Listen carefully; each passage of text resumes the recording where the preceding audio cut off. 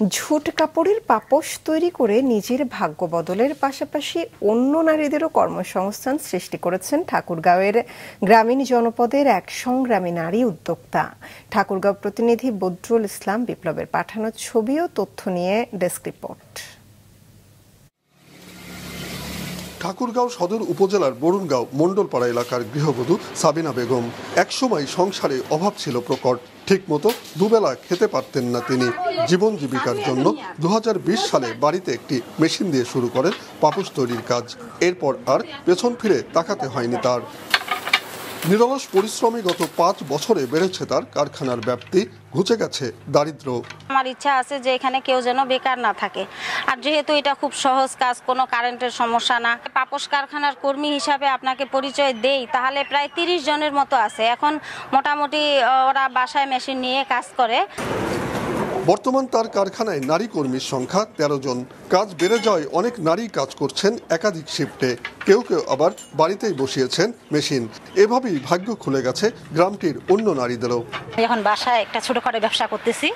বাসায় আমার 3টা মেশিন আছে। আমরা 8টা 10টা 12টা করে পিস বানাই, এখান থেকে 4-5 হাজার টাকা করে মাসে পাই। এটা আমাদের সংসারে অনেক টাকা যায়। আমি বেতন থেকেই নিজের হাত খরচ, বাচ্চার লেখাপড়ার খরচ এবং ডিপিএস এবং নিজের কাছে কিছু জমা টাকা থুইতে পারি। সাবিনার এই কারখানায় দৈনিক তৈরি হয় 50 থেকে 60 পিস পাপোশ। প্রতিদিন বাসা থেকে কিনে নিয়ে যায় ব্যবসায়ীরা। মাসে আয় করছেন প্রায় 60,000 টাকা। বিসিকের উপব্যবস্থাপক জানান, ঠাকুরগাঁয়ে পাপোশ একটি সম্ভাবনাময় শিল্প। জেলায় ছোট বড় মিলিয়ে কারখানার সংখ্যা 20টি। যে শিল্প উদ্যোক্তাদের অধিকাংশই নারী। ঠাকুরগাঁয়ের পাপোশ শিল্প একটি সম্ভাবনাময় খাত। এ খাতে ছোট বড় মিলিয়ে 20টির উপরে পাপোশ কারখানা রয়েছে। এইসব শিল্প উদ্যোক্তার অধিকাংশই মহিলা এবং এইসব শিল্প উদ্যোক্তাদের কারখানায় অনেকজনের কর্মসংস্থানের সুযোগ তৈরি হয়েছে। সংগ্রামী নারী উদ্যোক্তা সাবিনা বেগমের ভাগ্য বদলের এক গল্প অন্যদের জন্য হতে পারে এক অনুকরণীয় দৃষ্টান্ত। মাছরাঙা নিউজ ডেস্ক।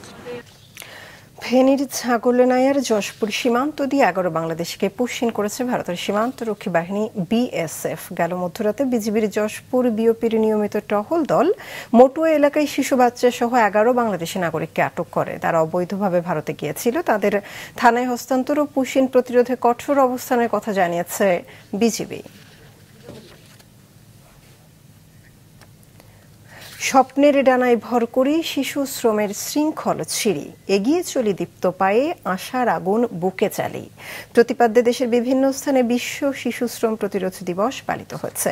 দিবসটি উপলক্ষে জেলা প্রশাসন এবং কারখানা ও প্রতিষ্ঠান অধিদপ্তরের আয়োজনে সকালে গাজীপুরের টঙ্গীতে বর্ণাঢ্য শোভাযাত্রা বের করা হয়। পরে কারখানা অধিদপ্তরের হলরুমে আলোচনা সভা ও সচেতনতামূলক কার্যক্রম অনুষ্ঠিত হয়। এছাড়াও মানিকগঞ্জ ও শরীয়তপুরে অনুষ্ঠিত হয়েছে আলোচনা সভা।